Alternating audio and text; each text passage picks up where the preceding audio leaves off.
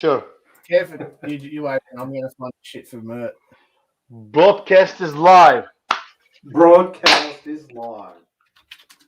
G'day, everyone. He's Welcome to another episode of the Knifemaking Downunder podcast. We've got Corin, who's beavering away, looking for some information. Mert, and then me, Kev. Mert, he's having a red wine tonight. I'm having I'm having a red wine tonight because I'm celebrating, my friend. I'm celebrating. Tomorrow is the last day of motherfucking homeschooling. Okay? Love my kids. Love my kids. Don't get me wrong.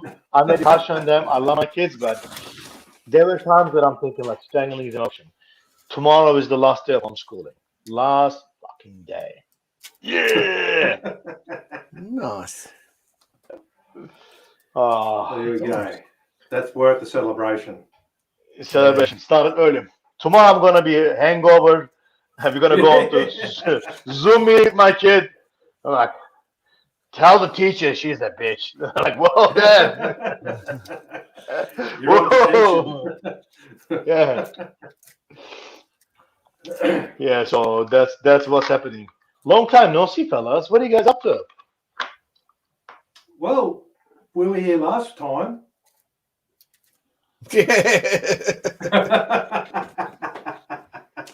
Smash. Yeah. That's all. Might as well start. Oh, he's That's gone all. already. Oh dear. No, I have. I've been working around the shop. I'm working on this project I've been working on for a while, which is a really cool barrel knife. I don't know that my one will be really cool, but the one that I'm working on, if I can get it right, 3 or 4 knives down the track, read that as 3 or 4 years down the track. I think it's going to be a pretty fucking sick little thing. So, but I just was waiting on some tooling to come in, which just arrived from Sutton today. So now I can get back to work on that. Yeah. Yeah, nice. That's a cool project. I like it a lot.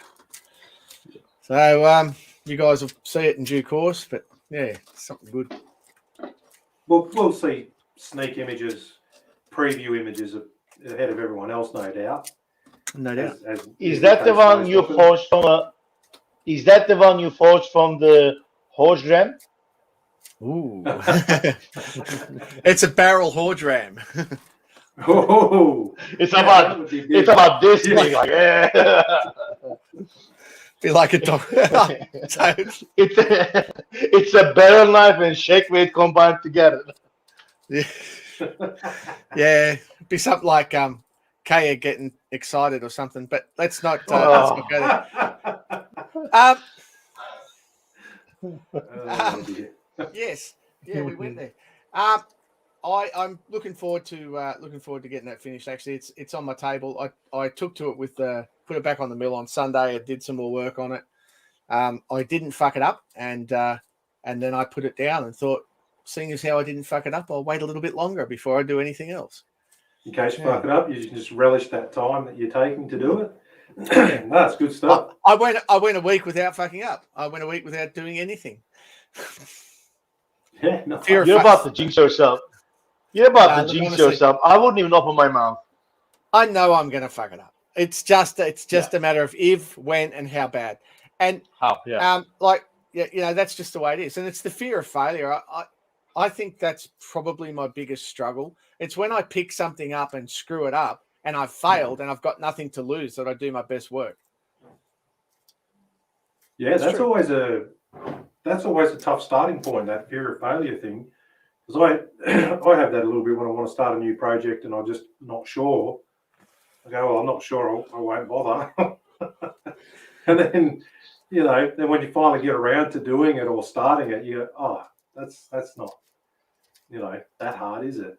Or it might be that hard, but you get in there. You won't know if you don't bloody have a crack.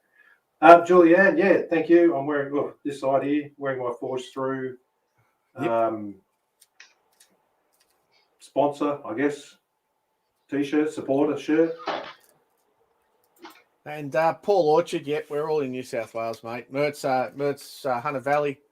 I'm, I guess, not really southwestern Sydney and not really southern Highlands. Somewhere in the middle. Yeah, you're on the Voluntarily. I'm in the cusp. And of course, Kev isn't in New South Wales at all. He's in Australia. We're so in he's ACT, surrounded. We're surrounded by it. Yeah. Surrounded by it. Yes. And in the Queensland, Paul say, okay. yeah, whatever, guys. Yeah, aren't you fucking good? Whatever. Yeah, come on. we're technically out of our 6-week snap lockdown tonight, midnight. I won't be going to fucking Kmart to do any fucking shopping. What a fucking joke that is. But there's not much of a change because although there's apparently no lockdown, nothing's fucking open until the end of the month anyway. So it's a weird situation to be in. The difficult part in it, in terms of knife making and stuff, is, you know, I'm for them closing down Bunnings, and I can go into Bunnings because I got the trade card. But if you're missing a couple of fucking screws or a couple of bolts, you can't just do a quick fucking in and out trip. If you're don't have the card like I do, you've got to do click and collect, which just takes forever. I'm out of gas. I need gas for my MIG. My welds looked fucking so sloppy. We talked about it last time. My welds looked so sloppy, it wasn't funny. But I've done what I needed to do there. I want to do some more Damascus. Want to prep some more Damascus fillets while we've got some cooler weather here at the moment, and I need gas. So it's nothing's easy. Nothing's easy. Get a stick. But, I got that happy situation here in Bunnings Picton where I don't run out of nuts and bolts as a general rule. Yeah. I went scrounging for some odd size. I am a scrounger from way back, and if you haven't been to my shop, you'll see when you get here, you'll see everything is catalogued, organised, scrounged, organised, and I pretty much make do. And what I don't have, I can make. So, yeah, guys, it could be worse. Love my wife, but I sent her to Bunnings last week. Yeah, you know, in the movies, you see like something happens in the airplane and one of the passengers has to land the airplane. Yeah. It was like 45 messages. Is this the gas bottle you want? Like, yes, I mean, do they have in 3 packages? Buying 3 packages.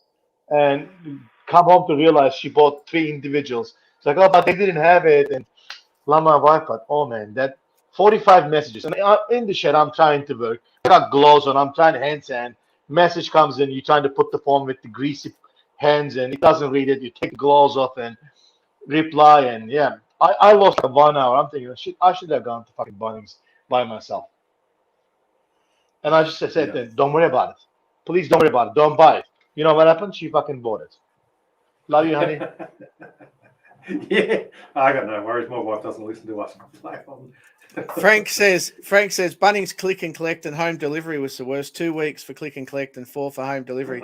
I think Gamaco's been worse than that, to be honest. With our lockdowns and closures and people off, we've had that much issues. But I'm happy to announce, and I just touch a bit of wood here. But at the moment, we're just running 3 new employees in the warehouse, and the guys that have been off with COVID, he's back. The guy that was in hospital, he's back. It's really good to see. And so we're chugging along and starting to catch up, starting to get on top of orders. But we've still got a bit of road to cover because we got so far behind. But it is what it is. Yeah, that's it.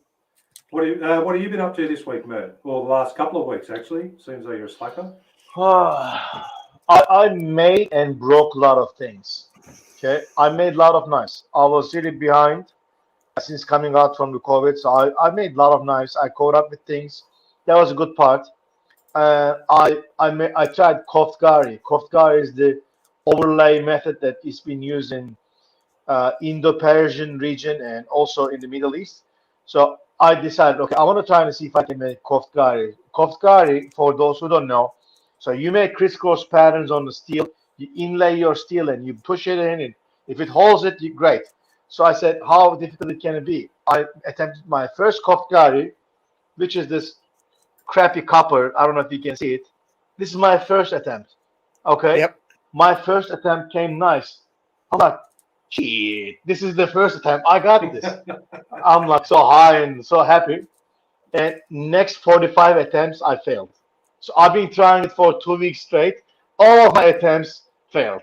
Like epic. I couldn't, whatever I done in the first time worked, and now this didn't work. And talking about breaking things, I broke the tip of my channel bit.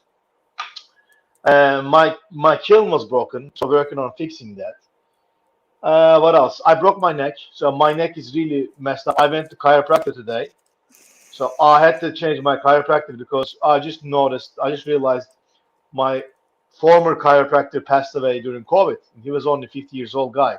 He wasn't from COVID; it was a heart attack, but 50-year-old guy passing away. It was like a shock to me. So I went to this new chiropractor today, and this guy's doing. He's a very small Asian fella. He's doing strength tests on me, and apparently my neck is so bad. He's holding his hand. He's like, push your neck this way, and I'm like, eh. I couldn't even move. Like I couldn't even.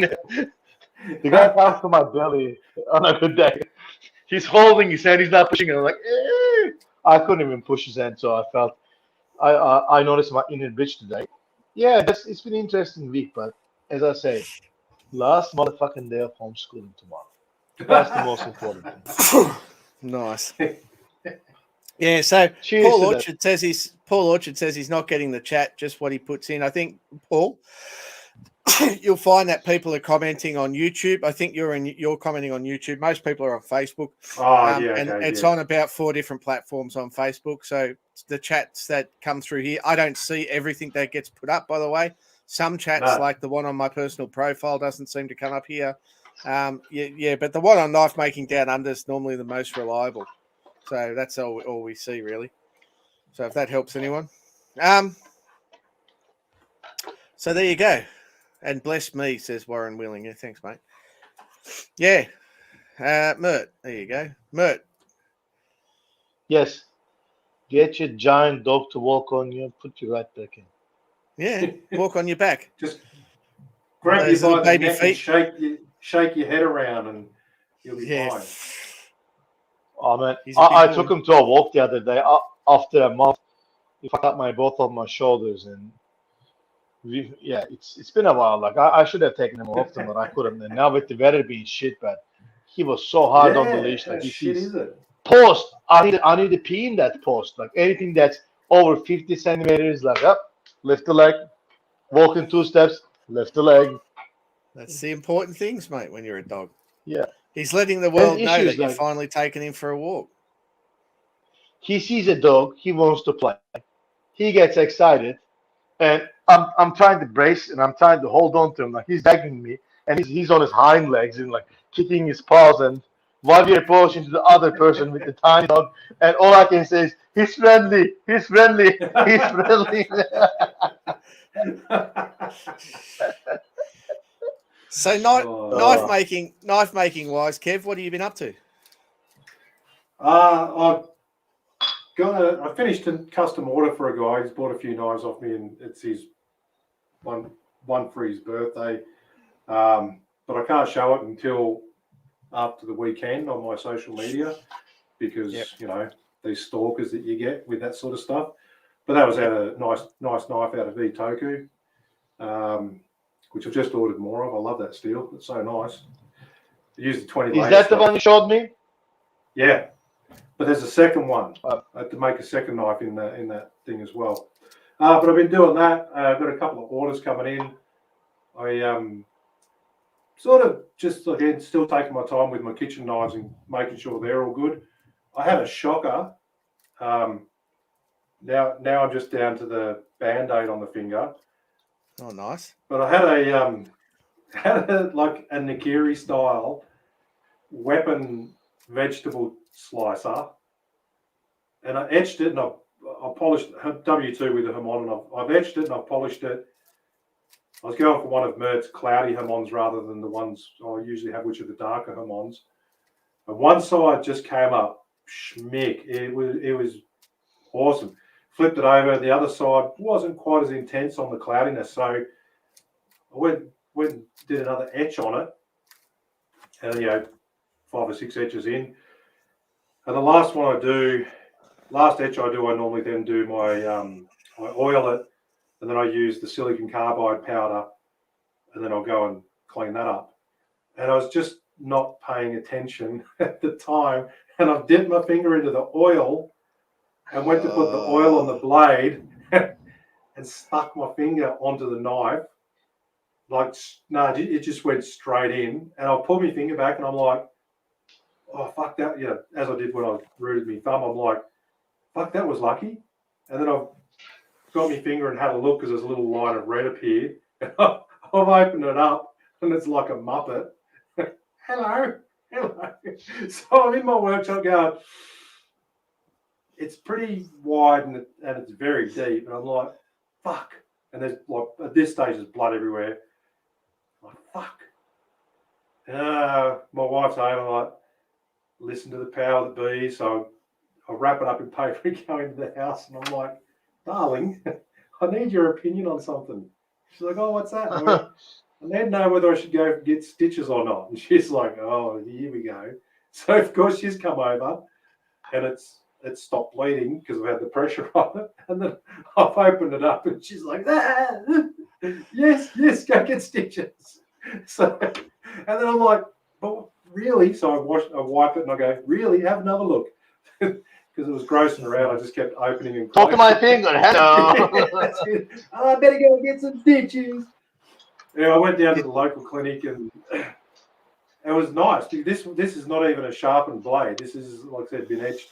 Nothing's been sharpened. It's just thin as all fuck. And so I go down to the clinic and the nurse is like, he has a look and she goes, oh yeah, well, it's definitely deep enough for stitches, but let's just put some of those steri strips on there and let it heal. Give yourself a few days off. And it's like, oh, mad, man. And they say that I've made hundreds and hundreds of knives. I've been doing this full time for 5 years. I haven't had that many accidents really in the big scheme. Touch wood. And when they are, they're all cuts. Everyone work with knives every day, and you're going to cut your fingers. But this one, I reckon we should call this knife accidents down under, Kev. You can be that star. Every time we come, you've got a different Band-Aid or plaster or bandage or stitches. Most of those are where you grind your finger on the disc and you don't care about that sort of stuff. Stuff in your ear. Oh, yeah, my ears. That was just because I didn't get it. Stuff in the guts. Yeah. Like but, big scheme of things. Not too bad. Good shit. So what else is news? Yeah. What are you doing? The other thing What's your big plans? Oh, yeah? The other thing. Bert likes swords from different regions around the world. So this one was brought to me in really, really poor condition. And I just gave it.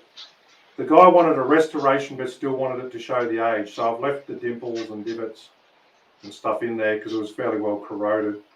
And then, just clean up the blade. What is it? Can we have a look? It's a sword, and it comes from the Bangladesh. And Show us the tip. The tip is actually made. It didn't break. That's actually how it's made. There you go. So it's from Bangladesh, and got to clean up. And like I said, then I just had to go to town on the bloody all the heavily stained and pitted brass and all that sort of stuff, and cleaned her up and chucked some beeswax on it. So, give it a slap and little side project. How old is it? How old is it? Well over 100 years apparently. So fair enough. Been in the guy's family for a little while. So it's an unusual little sword. It's actually got a good sort of weight to it. You can tell it was, just when I was sanding it and stuff, you can tell it was definitely like hand forged. It's definitely not a machine job. And the blade, did it look like it had some sort of an engraving or etching along it? No, nothing. It has its own fuller. Well, I can't see this right. light. It has its own. Yeah, you can right. sort of Yeah, see where that okay. fuller line is, but that looked like it was actually forged into it the way I was going along. And yeah, like I said, it's a nice little knife. So the guys come to pick that up tomorrow. Now that we're out of stinking lockdown, Probably, happy. back in Bangladesh 100 years ago, good quality steel would have been valuable, and such. Grinding a fuller in would be not something you'd bother doing. You'd forge it in. Forge it in. That's it. Yeah. It's. I don't think it's the best from working on it, like the hand sanding and stuff, because this thing was rusty as shit. Like it was horrible. But working on it, I think it's pretty soft steel. Like it's reasonably soft. It sanded pretty quickly. I didn't have to do a great deal of effort. most of the swords are not hard. With the way they've been heat treated and with their intentional purpose, they're not meant to be hard. Yeah. Better a bent sword than a broken sword, they used to say. Yeah, correct. It has some similarities in the spine to like the way the katanas and stuff were forged, but it's it's not too bad. So the guy will be happy. He'll have his little family heirloom restored and nicely. He's only going to put it on a shelf or something for display anyway, so it doesn't matter how hard this deal is if you're not going. Speaking of restoration, I went to see my local butcher the other day, and he's like, "Oh yeah, mate, a friend of mine has a knife. Can you sharpen it for him?" I'm like, "Yeah, sure. Give it to me." And he brings this knife, so it's here, and I open the knife up, and from the way it looks, I can tell this is made by Tom Hounslow, the fella in Tasmania. Yep. And I'm like, okay, I don't like touching other custom makers' knives, but if they want me to sharpen it, I'll sharpen it. I took the knife out. So I don't know if you guys can see, the owners decided to chop up a mud crab with this knife. Oh, fuck me. Fuck me. So there's no tip and it's bent. And I didn't realize the damage. I ended up messaging Tom. I said, look, man, I don't touch custom makers' knives. I don't touch other people's knives. And do you want to fix this? This is your knife. And he's like, look, man, I don't have my shop right now. I'm in no position to be able to fix it. And I said, look, this is the damage. This is what I'm thinking. Are you okay with the fixing? He's like, yeah, go for it.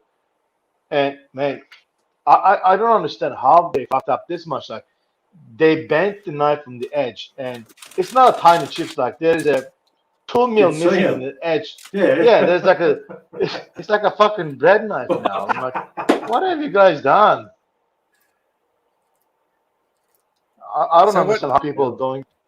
What are you going to do to fix it? You're going to go back to the grinder, or are you going to stone it? It's not a stonework. It's definitely grinder work.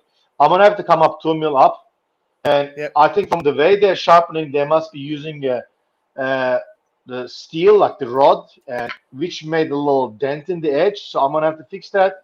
I'll fix the tip, but I won't touch anything else. Like, I'll etch it so pattern welded can be seen. But I'm like, what are you doing, man? Like, mud crab? Yeah. Don't you have like $10? So are you just gonna grind it back 2 mil and then sharpen it, or are you gonna regrind the bevels? I'm gonna have to regrind it, because by the time if I grind the edge, it's gonna be massive shoulder. If I don't take the shoulder, that's gonna be much better for this customer. I'm telling you, that's gonna be a better knife for this customer. That'll be a crab knife. Yeah. Look, I don't like touching it, but this is more like an extreme case, and I already talked to Tom about it. So yeah, I'm gonna have to refinish the bevels and all that. But man, whatever, if they're willing to pay. Yeah, is what it is. It's worth nothing the way it is. That's it. It's a bread knife. It's a bread knife. Yeah. With partial serrations. Well, I don't know. I'll probably get this weekend. I'm gonna hook into that barrel knife I'm working on and finish it, or not finish it. I'm never gonna finish it this weekend, but I'm working on the lock mechanism at the moment, and that's really tricky. Yeah. Yeah, man. So Wish I is could that the one explain. that you send us pictures and we were both looking like, Yeah, huh? it's Okay. a 1906 patent. There's two left in that people know about, so there's probably there might be more in someone's bottom drawer somewhere, but there's only two in the world that are sort of collectors know about. It was patented in 1906, and it's a lever action barrel knife. So, yeah, it's It's like a Winchester. yeah, except it's not that kind of lever, but it's still pretty cool. And it's just instead of the spring and the clip, it's an out the front basically. So, if I can pull it off, it'll be good. Oh, Corey, do you know what I saw the other day? I'm on Facebook scrolling, and I need to send you this picture. Okay. So, all of us making knives and we're trying to post it and it gets taken down. So this ad was from a switchblade ad saying, oh, if something happens, you can protect your loved ones with this knife. How the fuck they got that through? It's funny How the though. fuck I mean, I can't comment on that because fucking I've been banned forever from Facebook. So I finally Hang on. I I'll try to send. I don't know if I can share the picture, but I can send it to you if you can share it. But I can't get it, man. So the holy grail of barrel knives, typically of ones that you will actually find, are the miniatures and the corkscrew barrel knives. And so Andrew's talking about the corkscrew barrel knife. The corkscrew barrel knife was pretty. I'm not going to say it was really common, but it was pretty common. So they most collectors will have one in the collection of 20 or 30 knives. They might have one corkscrew, but the lever action one only two. Yeah. Send it to your messenger, or if you see it. Yeah, I couldn't believe it. What? Like I just sent a Put it up. picture of that Yeah, ad. Yeah. I'll share it. Wait up. I'll share it. Give them some free publicity. Why not?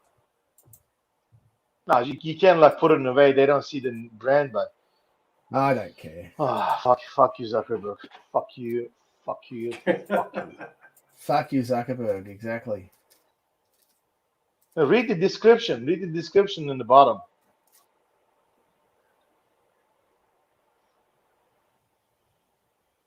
Classic Italian and handmade OTF. There's no blade pictured. See, this is the problem. Facebook bots, right? Facebook bots can't possibly detect that this is a knife. They can't recognize the shape, right?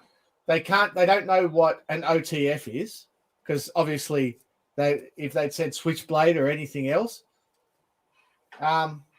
it's not an OTF. By the look of it, it looks like a standard switchblade, which used to, unless I'm wrong, they came out the side, didn't they? The ones I've seen all came out the side when you press the button. Yeah. So it's classic example of why Facebook bots are so stupid. I get banned for promoting a post that's promoting a guy with PSD and promoting using knife making as recovery. I get a lifetime ban from Facebook. These people could do this. Yeah. You're not missing anything. That's right. Fucking assholes. Yeah. Let's not get wound too far up, but I tell you, it is what it is. So, yeah. Anyway, you get that. You get that in the big jobs. So, Jez Foster says he's had the honour of working on 3 of the late Michael Fechner's blades, but only because he's no longer around. So I know how you feel about working on other people's blades. Yeah, Michael Fechner was actually a really good bloke too. I really like Michael. He was always good to me. Yeah. Yeah, I met him in Adelaide a couple of times. Speaking of Adelaide, so the Perth Knife Show got announced. Yes. Well, there's an Adelaide knife show. There's an Adelaide knife show going ahead, but it's a local knife show run by Peter Bold and who else is doing that? Oh, Ryan Dowdle. Ryan Doodle. Dowdle. But anyway. Dowdle. Those guys are running the show there. It's not a KAA event. Unfortunately, it's been downsized, I guess, so it's locals only at this stage anyway. But So at if you're in the happened. Adelaide, I think it's on the second week of November. Same dates that it was going to be, same location that it was going to be for the Knife Art Association. So if you are in Adelaide, you've got a knife show going ahead. Jump on and have a look at the Adelaide Knife Show page. Support them, support local makers. Go and buy a few knives and enjoy it. Yeah, the South so Australian Knife Show. There you go. 13th Some and 14th. details. Yeah. And Perth Knife Show has been announced for February 2022. Obviously, everything comes with a caveat and a clause in there that if the world turns to shit again, it may or may not go ahead. That's So just is Western Australia allowing people from other states or not? WA if is you're not at this if you're time. fully vaccinated, I think you might get a shot at it by then, maybe. But at this By stage, then. I think at this stage they're still border closed. So we'll see what happens anyway. Look, a lot can happen in 3 months. I mean, look at us. We got out of lockdown in 3.5. Yeah, just needs 2 weeks and a competent person, huh? Yeah. That's it. Fuck you, Gladys. I don't understand I understand why people are upset about lockdown. I understand the impact it's had on businesses, but I've been at home for 3.5 months in my shed. It's like a dream. It's like, I'm working here. I've got my desk set up, got my office, I'm doing all the work stuff, but I'm in my shed. It's not all bad. It's not. Nah, But unless anyway. your business relies on people coming to you, and then for the last 21 months things have been pretty fucked up. Or you can't ship, or you just can't ship. You have to close your business. I understand all that. I get it. But at the end of the day, there are some nice things about lockdown, right? You live at home all the time, Kev. So I do a 3-hour commute. So my world is totally different in lockdown. I don't have an income other than people coming to me or selling the knives, and you only sell so many knives. And when your business is based on the experience of people coming and doing knife making classes, I don't get that. I don't have anyone going, you can work from home. Did you register for JobKeeper and all that? Did you get any benefits? Yeah, well, breadcrumbs in comparison to what I can earn. Yeah, I know, but it's still something, right? I mean, I'm not saying it's great, but it's still something. Yeah, there's a lot of places in the world where people didn't get anything. So yeah, it's a percentage of what it's a small percentage of what I can earn in any given week, but it's there, and I've paid taxes for fucking nearly 50 years, so fuck them, I'll claim it. Yeah. No, why wouldn't you? Yeah. Yeah, that's it. There you go. But it would be nice if we could get over it, because come on, it gets to a certain extent when you're just cutting things that it just bites down, and you just go, fuck, could I be bothered anymore? But that's just one of those things with it. The thing about lockdown that's been the most impactful to me has been the lack of the community stuff, all of the shows, hammerings and stuff like that. So that's the most impactful thing. But I'm already organising a hammering. I've got to tell you guys about that. And nice. And it's gonna be situation normal again soon. So I'm happy. Can people can come to your courses now, Kev? Down there? Well, I can have 2 people at my home, so I can run my courses, but we're a hotspot to Victoria, we're a hotspot to New South Wales, so people coming here might have to quarantine for 14 days, or might have to quarantine when they go home, or might not be allowed to go home. So unless they're Canberran.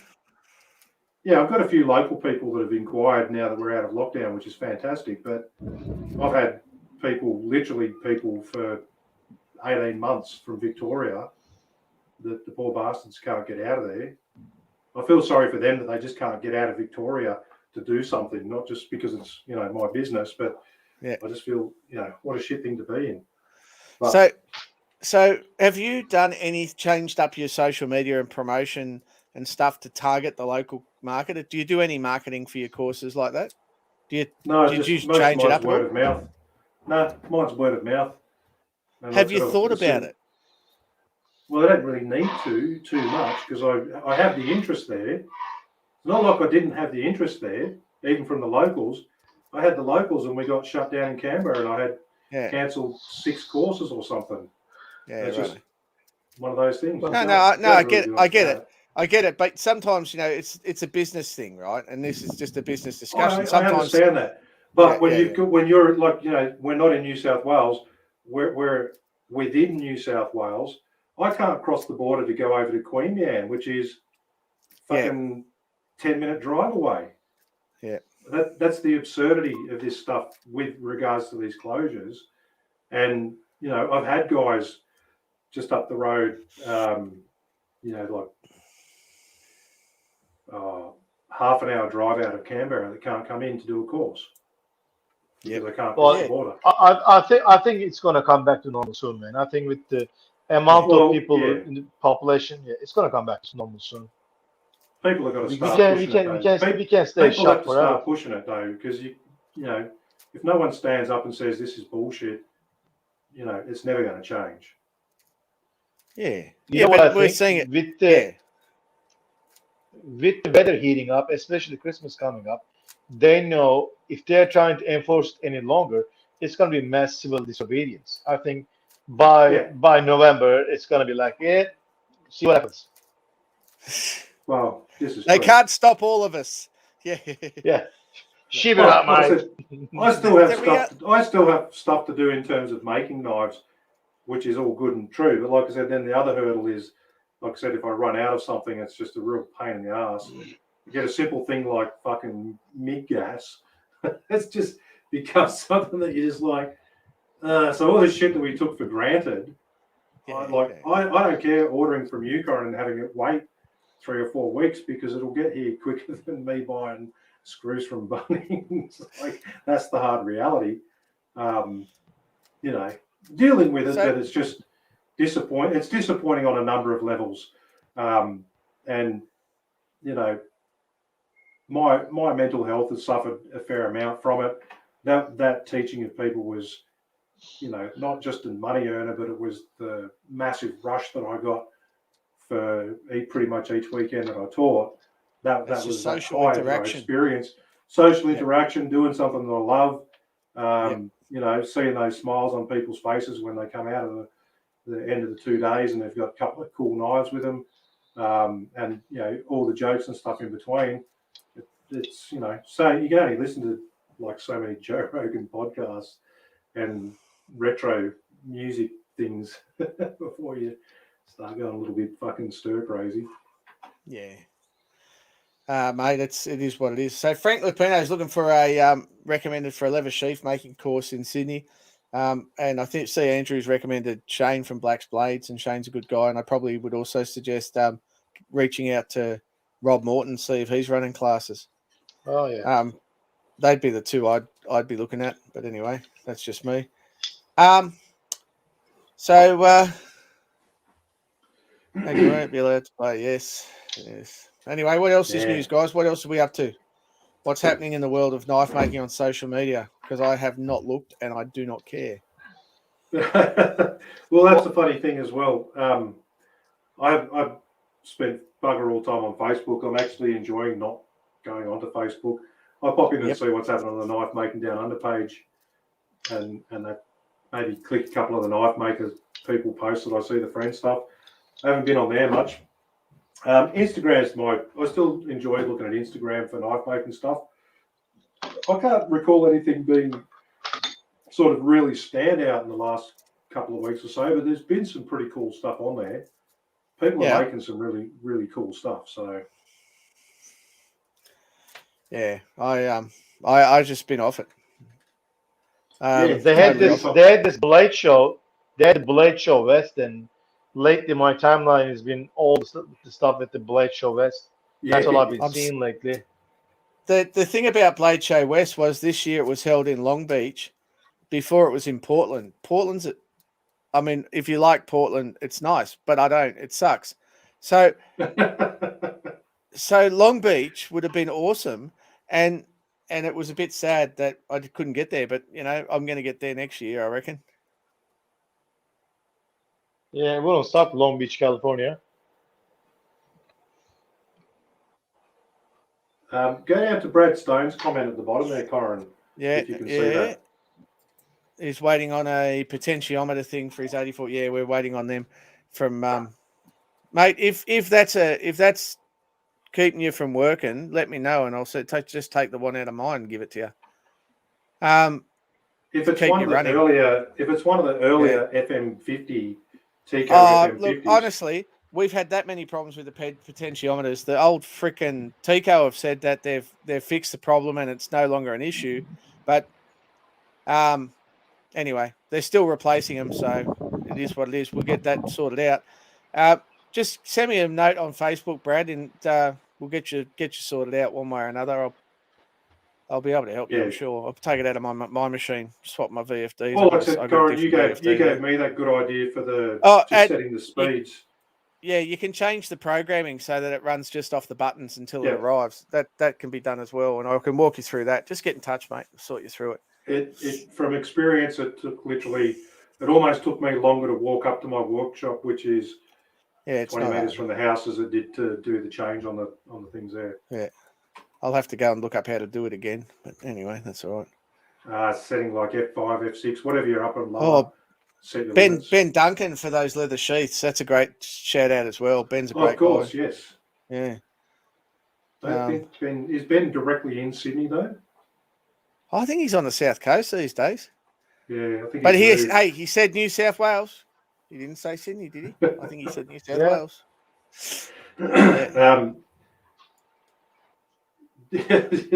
Sorry, I have a little private one. Anthony Kittel asked me about hamons, and I gave him some really good advice.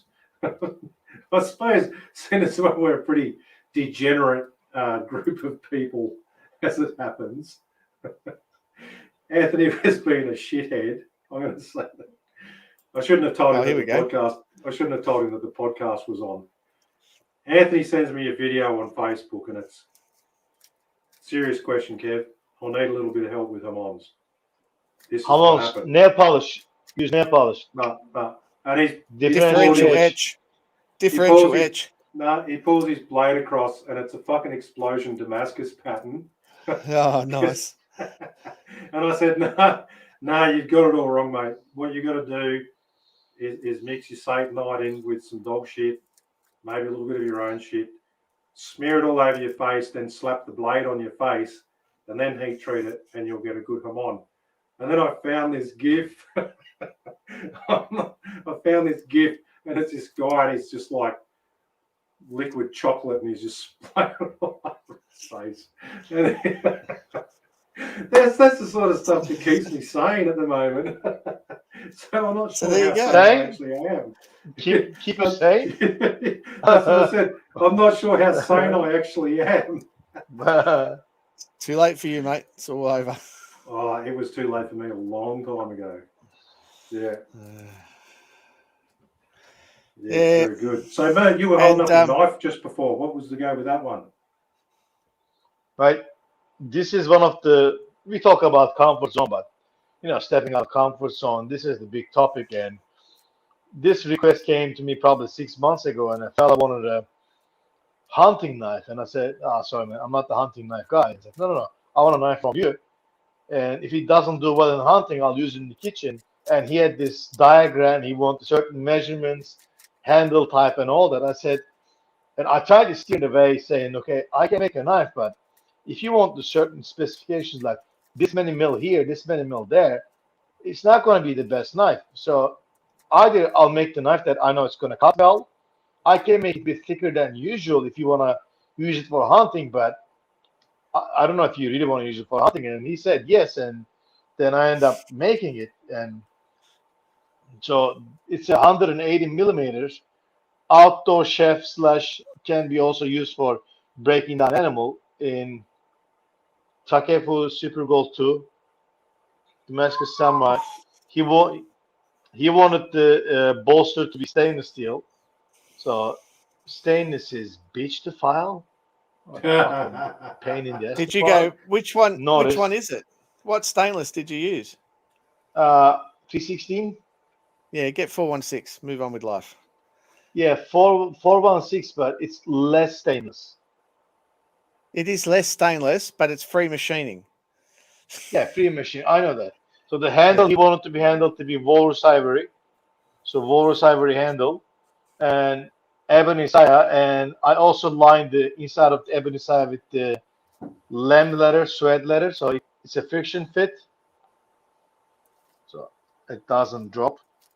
Move your hand out of the way. What's that, man? Said move your hand out of the way. 416 is at least as corrosion resistant as the blade, though.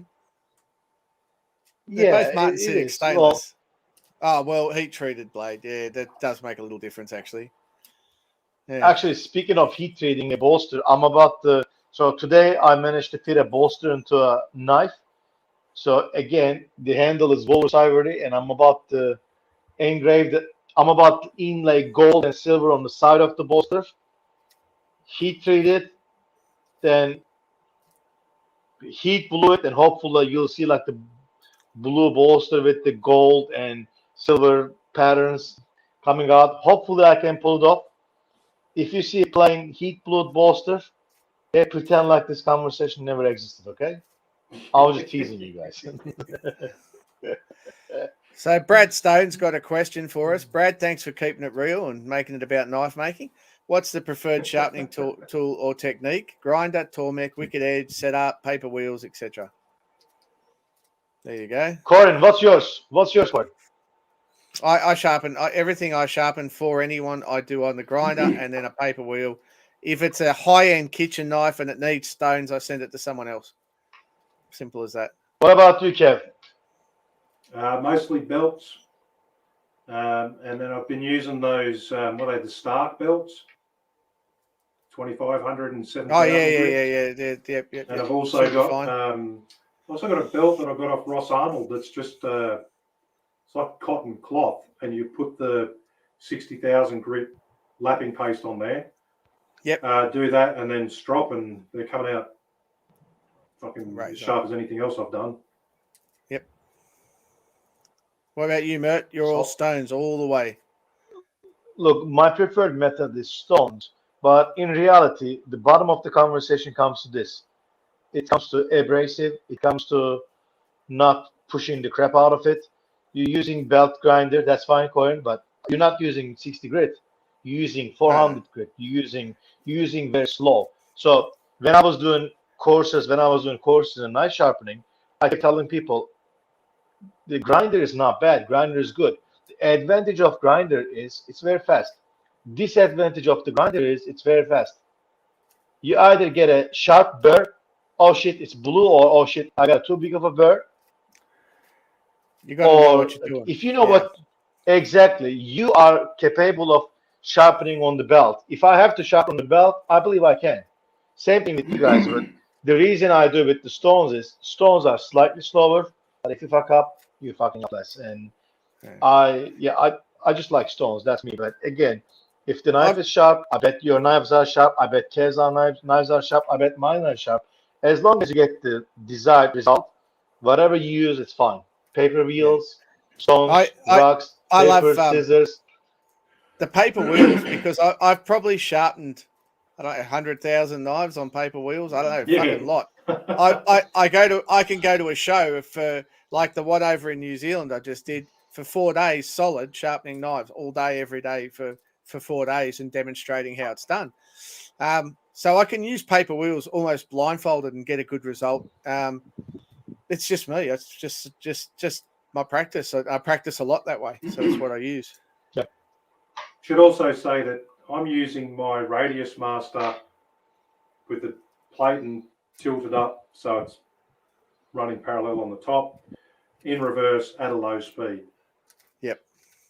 And then sometimes, like I said, depending on how I go on the strop after all those belts, because I'll use, if I need to put like establish an edge on a hunter where I want the edge a bit thicker, I'll start at a 240 J-Flex, and then I go one of those 600 3M micron belts, like whatever they are, 15 micron, which is about 600 grit. Then I go up to one of the about a 1000 grit Trizac. Then I go to the 2500 and the 7000. Then the stropping belt at the very end. But sometimes if I go across and I don't really have that sharpness that I'm after, particularly on the kitchen knives, then I just go on and hit the paper wheel myself. But the paper wheel, I don't know how you went, Corin, when you first started using them. The paper wheels I used to get on and just get the shits with it because you never get a good sharp edge. And then I worked out the right angle, correct angle, and then it was just home and hose after that. I was like, oh, fuck, now I've got it. People see me do this at shows. I'll show people how I get my angle every time. A lot of people sharpen on top, and I find that's fucked. I don't do that. I sharpen up same way I grind, right? Sharpen with the blade held close to my gut, and I sharpen with my legs. And if you do it that way, once you've got the angles right, it's pretty simple. But like I said, like it's not like I haven't practiced it a million times. Yeah, see, I run my paper wheel reverse while I stand on the other side of my grinder. Yep. Run it in reverse and sharpen them at like that 11 o'clock, 11:30. I can't keep my angles that way. I can't.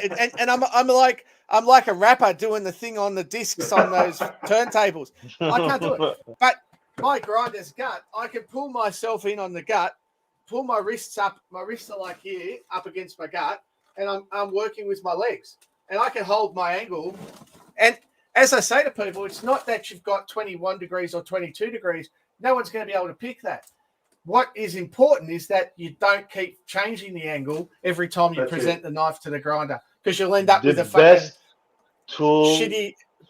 The best tool holder, the best tool stand, gut. It is the grinder's gut. Grinder's gut. And if you sharp with your legs, and that's the sort of thing. If most people, if they go that way, it's a pretty simple system, the paper wheels. But at the end of the day, there's heaps of better ways to sharpen a knife in terms of getting that precision edge. And certainly people come to me with their high-end kitchen knives and stuff to the paper wheels. No, it's totally the wrong tool for the job. But if you want to sharpen your hunter and get it back to a great edge, and it's fine. Or your wife's kitchen knives, my wife's kitchen knives, they go to the paper wheels because they're all shit.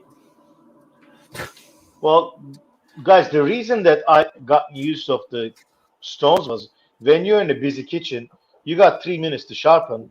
There's no grinders, there's no paper bills. Like there's probably a kitchen stone that's been dished out, like you can drink a fucking soup out of it, or that's like whatever you can find. And you have to be proficient enough to be able to get your job done and get your tool to work again. So that's why I had to learn how to sharpen kitchen knife on a stone. Good on you, Chris. Good to see you here. Chris is from 3M. As a golfer who sells abrasives and has never made a knife, I would use the best equipment in the world. But if I don't understand angles, I'll never be able to sink a putt. And that's a fair comment. The main thing with sharpening, though, is, like I said, that you're consistent with your angles. You don't want to have multi. And it's the same with any grinding that we do in knife making. You don't want facets, right? Yeah. You want to go, when you present your blade to the knife to grind the bevels, you want to make sure that you're flat up hard against the abrasive and you're not faceting. You want to have a nice, consistent grind. Yeah, but it looks cool. Facets look cool, Cord. Facets on Instagram look cool. Go and get your bloody nail polish differential etch. You can do facets and you can write, oh, this is my journey to knife making and bullshit. Yeah. All right, guys. So there we go. What else is happening, Kev? We've been chewing our fat for an hour. Let's get serious. We don't have a plan for tonight, which is no big surprise because we've never had a plan since about the third episode. As opposed to when. I asked you guys a question. I was the most prepared ever. I asked you guys yesterday a question. Hey guys, what do you want to talk about? Like, that was yesterday. Fucking nothing. Yeah, I know. You had a whole day to fucking think about it. I know what. I've got Timmy coming to the shed tomorrow. I've got Timmy time at my place tomorrow. He's working from mine. We're doing a little bit of a R&D project, so see how we go. Are you guys playing Are you guys playing Priest and Young Boy? What are you doing? Oh, fuck off, you idiot. Confession. Yes, no, we won't be doing that. So, yeah, no, Sorry, no, guys. we've got a bit of a project going on. We had some some people here today. We did some fabrication. It's going to be a pretty cool, sick thing if we get it going. And but I would suggest I invited him to join us tonight. But looking at the time, 9:30. If he's not here by now, he's asleep. Really, Probably it's in Timmy. bed. He's had his warm glass of milk Timmy. and he's gone for the night. He had to get up at 8, so he's got to be here at 8 tomorrow. And he's making a set of Allen keys. Actually, you're not far off. You're not far off. We're not making Allen keys. We're playing with some other stuff. But yeah, he's just heat treating the tip. Did you see that one? You weren't here that week, Kev. No. No. So the week you weren't here, we had Timmy with us, and Timmy he didn't have an Allen key the right size to fix something. I forget what it was. Was it his fly press or something? And because he didn't have the right size Allen key and he couldn't go to Bunnings because of lockdown, he said, "I'll make one." But then he only heat treated the tip, so only the tip got hard. And when he tried to push it in the hole and gave it a pull, it all bent. It all twisted and bent, which was pretty funny. We all laughed, and there was some innuendo thrown in. Oh, I bet. Yeah, I don't know. No wonder he I hasn't broke been back on the program. Broke 3 end mills the other day. That was a bit disheartening. We spoke about that, didn't we, Kev? Get some Chinese ones. Yeah. No, and I got today. I got a new countersink bit, 4.3 mil countersink bit, which is small, and I'm looking forward to using that. Guys, have you seen the power hammer that Jamie got? Let's talk Jamie's about power that. hammer.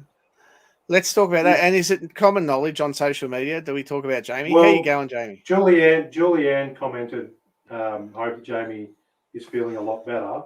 And then Jamie commented, thanks for asking about how the surgery went. And he's on. So let's talk about that. Let's talk about that, because if he's talking about it on social media, we can too. We got some bad news the other day about Mr. Sausage Man. Kev? Yeah, see if Jamie wants to come on. Jamie, there, Jamie? I'll send him a link. Send him a link. Send Jamie a link. Yeah. He's probably going stir crazy. He's probably going stir crazy anyway. Yeah, I'll get him a link. Keep talking, guys, so it doesn't look. So bear with us just for a moment, because just keep talking, Kev, about something useful. All right, Jamie, if you're still out there. Tick. Allen keys are best made heat treated all the way, but remember to temper them, the correct temper, so that they don't become brittle and snap, which could be as bad as not heat treating the whole thing and having it bend. How's that for useful information? Supposed to fire your imagination. Well, that's it, really. Jamie's seen the link, so hopefully he'll click on it. Okay, so Les said that he's posted his injury on Facebook. Well, there you go. I've only been on Messenger as opposed to the actual Facebook, so I haven't seen it. I haven't. I've just checked messages as well. But anyway, here he is. Yeah. Coming on. Hey, how are you? How's it going, guys? Yeah. All right. Hey, good, nice good. wave. Yeah, show us the other one. This one's a bit.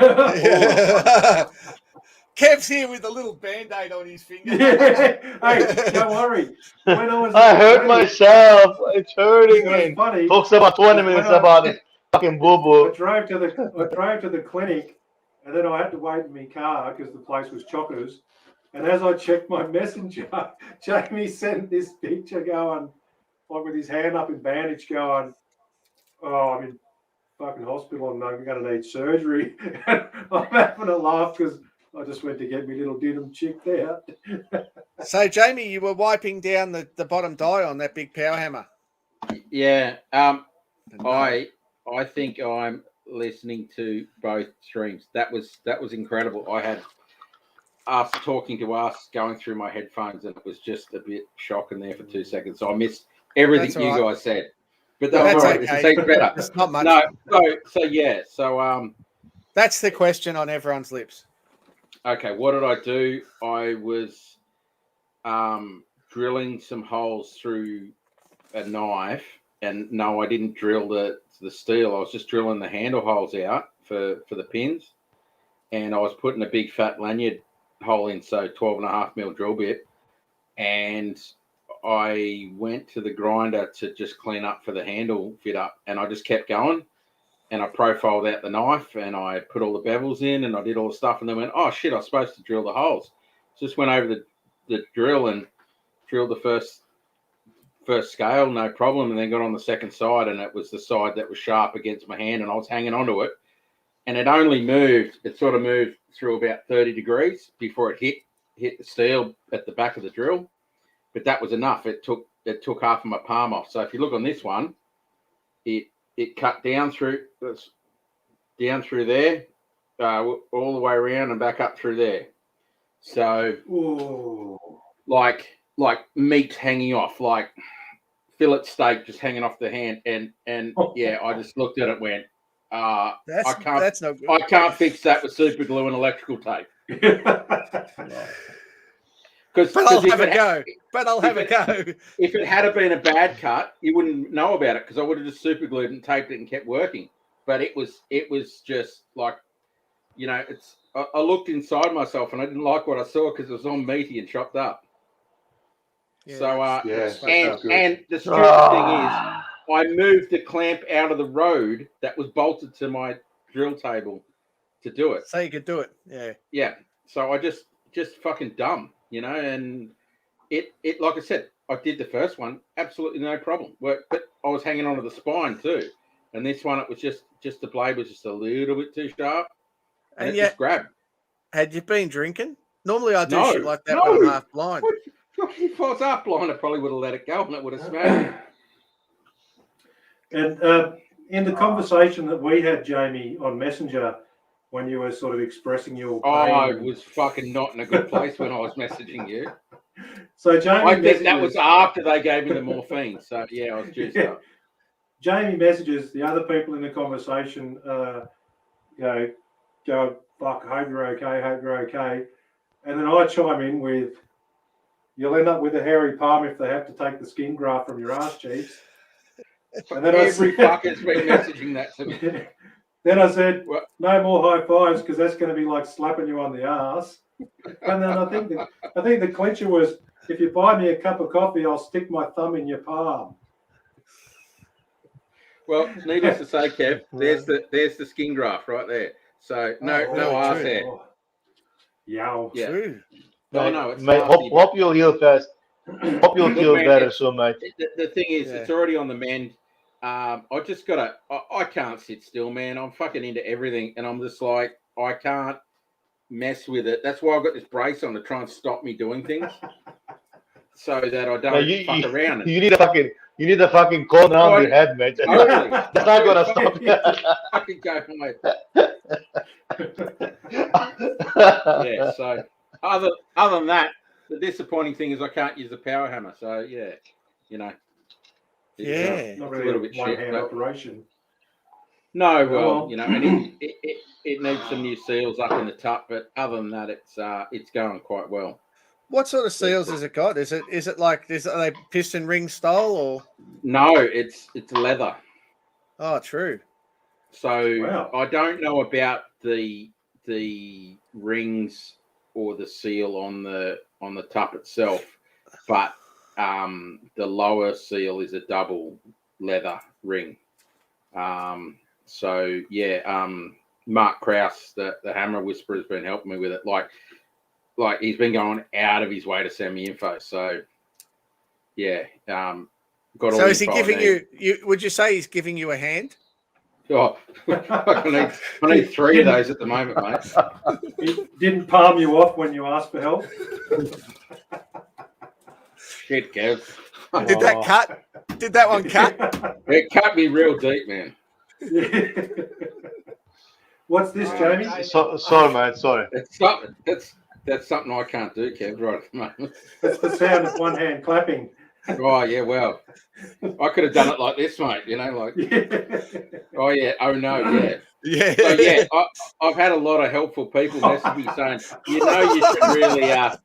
you should really clamp down your blades when you're drilling, and I'm like, no fucking shit, no guys. shit. Like, Well, it was just if I had been drilling the blade, I would not have not had it clamped. It was just, oh yeah, it's a bit of G10, it's fucking fine. No, it's not. Fucking rip, tear, bust. Yep. And again, if it had been the 5mm, I probably would have just snapped the drill bit and it would have been fine. But because it was 12.5, it held on.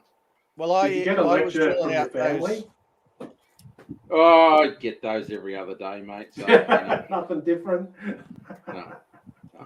No. I was drilling out those. Do you remember the pot hangers I did a few weeks ago? I was drilling them out, and I used my new drilling table, and because there's no real way to hold them, and that I was holding it by hand, but I put a couple of bolts in so that they were hard up against a couple of bolts in the jig table, and one caught and just broke the drill, smashed it straight away, dropped on the table, but it just dropped on the table. It didn't spin around the helicopter of death. So, well, this didn't even helicopter, mate. It went.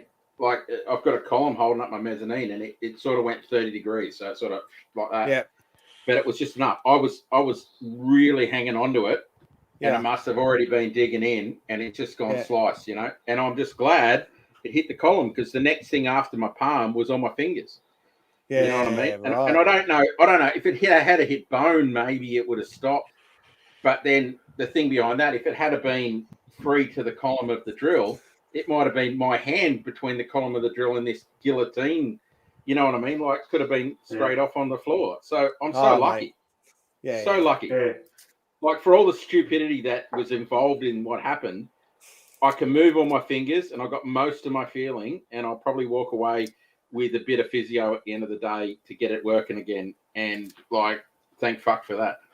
Yeah, good. You just gotta start practicing on the right hand. Sorry, Jamie. Well, you know what, mate? With the nerve damage, that's going to be like the welcome stranger because I won't be able to feel it.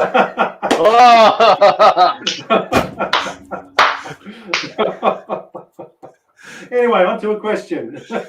Mick Webb asked, did you end up picking a colour for the power hammer? Look, man, I have not decided on it. I may go with the navy grey that was on it. I'm really liking the weathered look.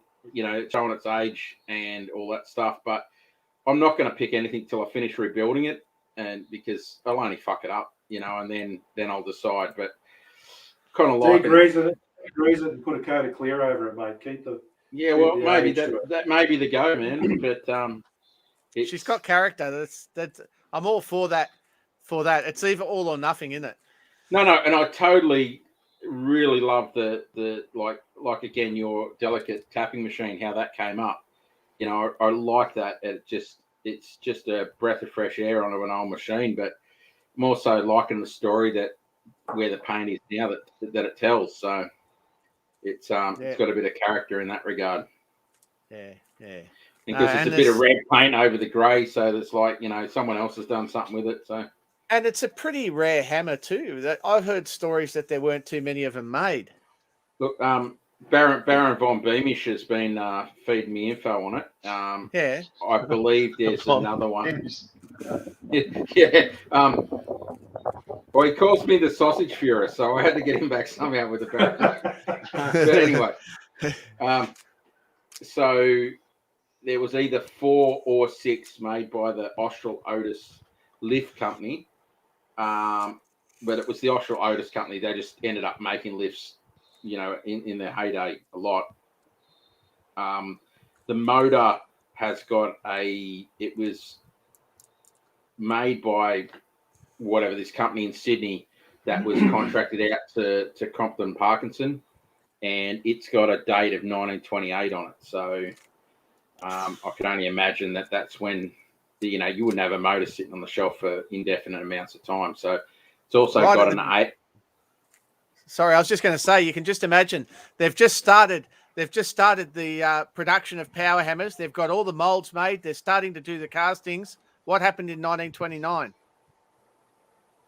Great Depression comes along. Yeah. Depression. And then, you have a stock exchange?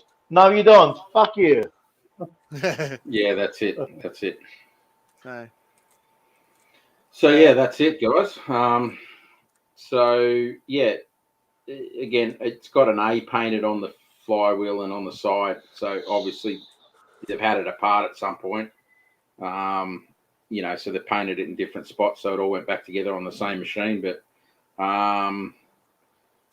it's revealing more info the more we dig into it. But I'd like to find out in a bit more detail. But there's definitely it's got a Oscillatus Melbourne on the side, but there's a spot for a nameplate. The other machine that we know of that's still running is in a workshop down in Melbourne. So I'm going to go and, when we're allowed to travel, go and talk to those guys and just have a look and see if I can get some more info on it. Yeah, But, right. Mark Krause has told, like from the photos inside, he reckons all the bottom end and the drive is all Massey, oil pumps Massey, all the oilers are sort of Massey-esque, and then everything above that quarter of the machine is all Nasel design. There you go. So yeah, it's a hybrid.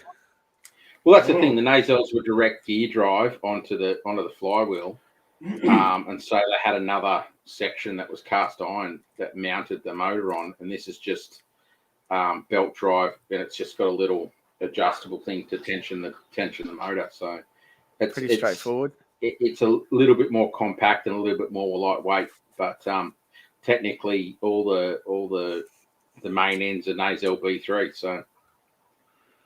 No, good stuff, man. Good stuff. Yeah, that's it. So, what's the? Where did you dig it up? Where did it come from? Where did it get rescued from? It literally was a Facebook marketplace ad. True. Yeah. However, Riley Burns's godfather is in the workshop next door to where the guy was, and already knew the guy, and. Like he put this Facebook marketplace ad up, and then I know of at least 3 people that messaged him, and he didn't respond to anyone. And Riley went there because again we were in lockdown. I couldn't go up there. Riley went and saw him because obviously he could go there, and just said, "This guy messenger Jamie, I know him. He's serious. He's got the cash ready to go. You know, it's a goer." And then he messaged me back saying, "Yeah, I spoke to Riley. No problem. We'll just organise when you can get up there." And as soon as they said Central Coast and Newcastle's in a travel bubble, I just said, "Yep, I'm going up there for work, and let's go." And just looked at it and went, "Fuck yeah, let's go." Like it was Beautiful. small enough that it fit straight into my workshop. My foundation was big enough for a 110 Anyang, so it's perfect because it's a 100 kilo drop weight. It's like 250 pounds, so around that mark. Yeah, right. Just under a 300 weight. Gee. Exactly. Yeah, that's a good size, man. How tall does it stand? It was 1.8 to the.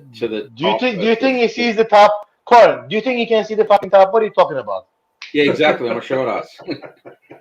It was 1.8 to the top. It's got that big chimney on the top that the Nasels have, but I've raised it up 250 mil so that I didn't have to sink the anvil in.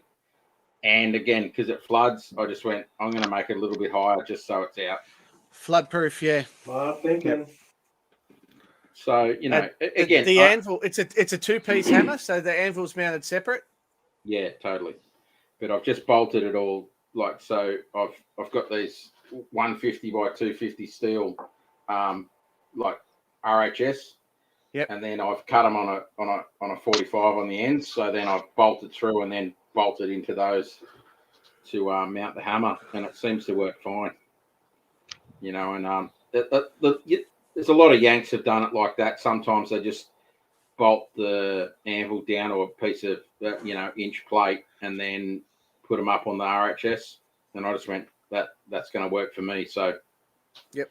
It's not quite a one piece because it's bolted onto a piece of plywood just to deaden it a little bit, and it's working spot on. I was worried about the neighbours because they are close, but my neighbours are cool. I told them all, look, if it's shit, then tell me straight away. And, when I'm hitting blocks together, they sort of go, yeah, things rattle in the house, but when I'm forging, it's fine. So not that I've done heaps of forging, but I've done enough for them to go, yeah, no, it's cool, no problem. So. Yeah, that's it. Nice. Beautiful. Beautiful. Yeah, That's so a very cool project. Yeah, so now all Definitely. you've got to do is recover. So what do they reckon for the recovery? 6 weeks, usual? oh, they haven't said too much. It's sort of like 2 weeks, and then I can sort of get all this palaver off. But then it's probably going to be another 2 weeks before, like 2 weeks to get the stitches out. So that's Monday, and then probably another 2 weeks of bandages and bits and pieces just to get the hand back together, and then some rehab. You know. You're going to make a sheath out of that thermoplastic splint? Maybe. Yeah. Well, that was it. They were heating it up, and I'm going, could have used a bit of that's Kydex. Kydex. Yeah. I asked her that, and she goes, "What are you talking about?" Don't worry, darling. It's Jamo, okay. Jamo, just do the resin cast that shit, like do a hybrid handle, some timber and some that. Yeah, well, there you go. That's There you it. The old hybrid. Well, there you go. Yeah. So, what else is news, mate? You made a few in the interim, or have just been all on the hammer? Mostly on the hammer. It was just making that chopper. It was a big cookery for the destruction challenge, but obviously that fell by the wayside, and I knocked up a pipe hawk out of wrought and Damascus. That was pretty cool. Ring gidgey handle. Yeah, I saw that. So that was mint. Nice. It came up a treat. Like the shape could have been a bit more, bearded down the bottom there, but it is what it is. I just ran out of time to make it and just finished it off as it was, So yeah, that's it. Just trying to stay out of trouble, but at the moment, sitting around, can't do anything, scratching my ass basically, and there's only so many hours you can spend on Facebook before you go insane. So scratching your ass. Exactly, mate. Exactly. You beat me too. You know what? I'm happy for the comedy, but it would have killed me if it had been the old arse hand with the old hair coming out. For the most part, scratching for the most, for the most part, it's only just down this edge that's the graft. Everything that was on the palm was still the skin that was hanging there. So yeah, right. But it's over 24 hours before I got back into surgery. It was a bit of a shock. Yeah, wow. So, wow. Because it was like, we're going to stitch you up at Wyong, and then they go, no, you're going to Gosford tomorrow morning, and then it was like, I got a phone call, fuck it, you're going to Royal North Shore. So again, they had the hand clinic at Royal North Shore, so it was probably for the best. Yeah. Did you go under for it, or were you just? Oh yeah, mate, like the whole hog. Yeah. Well, that sucks. Yeah. Yeah, well, anyway, but like I said, I've got on my fingers and they're all working, so you can see they're all going. So yeah, that's awesome. Very, very lucky boy, considering that I just did something that we all get away with, and I didn't get away with it. That's it. I know. Run the gauntlet on a lot of things. Who was it? And again, it might have been fine if it had been 1 mil on the edge and might have just given me a scare, but it was just a little bit too sharp. And well, earlier Frank was calling me Frank Lupino was calling me the most accident-prone knife maker because of me cut on my finger. I don't know, mate. I reckon you're fucking topping it now. Oh, for sure. This week, but maybe next week we'll out there. Yeah, that's it. You'll be back. Yeah. You'll be back. Yeah. Don't wish it, Kev. You'll be getting your throne back before you know it, mate. Oh, look, 2 years in a row. 2 years in a row, I did a hospital visit worthy injury to my hand on Father's Day up in the workshop. And this year I was going up to the workshop on Father's Day, and Rose like, did you have helmet on? Where are you going? I'm just going to vacuum the workshop floor. I can't see what I can do wrong there. But then I was thinking about, you watch, I'll turn the power switch on and electrocute myself or something. Yeah, so Father's Day I'm banned from being in the workshop just because of 2 years in a row. Yeah, anyway. It's Sunday afternoon for me. They do. Yeah, well. We want to wrap it up there? Yeah, I'm done. It's been 1 hour. I've got to get going too. Thanks for coming, bro. Gentlemen, fantastic for catching up with you. It's been too long. Hopefully we can all get together soon and just have a quiet one and laugh about all the bullshit that's been going on. Yeah. Be It's, nice. Check out scars. Check Oh out yeah, scars. I can't wait to see it. Like I don't know if you want to see the photos. I didn't post any photos up because it's an instant ban these days. Like it's pretty bad. You know, Yeah. I didn't post only any. took the photo after they juiced me full of morphine. I couldn't look at it before that. Yeah, fair call. Oh, shit. You know, Fair even the stitches, you just look at it and go, "Whoa, that's nasty." So, yeah. Did they tell you Anyway, how the many stitches? Oh, I don't know. I didn't count. Oh, there's a photo there. You can. I'll send it. You can join the dots. Yeah, right. But I was saying last couple of episodes ago that I got me cowboy sewing machine, and what I'll do, you show me it, and I'll make you an improvised stitch from the cowboy sewing machine. So you can have it forever. nice. I'll make a palm for you. Thanks, man. All right, guys.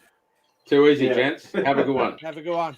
Thanks everyone Cheers. for joining in for the shit giggles, and me being a jerk to Jamie while he was on the morphine. It's all right, mate. It makes me laugh every time. Mate, I knew what world of pain you must have been in your own head in that room at that time. I was real worried there for a day or two, man. I really was, but I'm good now. I'm good now. Yeah. Well, if you need anything, Jamie, the community's here for you, mate. You've always done everything right by us, and I'm sure we'll all get behind you again. Appreciate it, mate. And everyone messages everyone has been sent has been fantastic. So I really appreciate it. Brad That's not just put a thing there about get a haircut, Kev. Oh, You idiot. See you, boys. See you later. Bye bye. See you, buddy. On that note.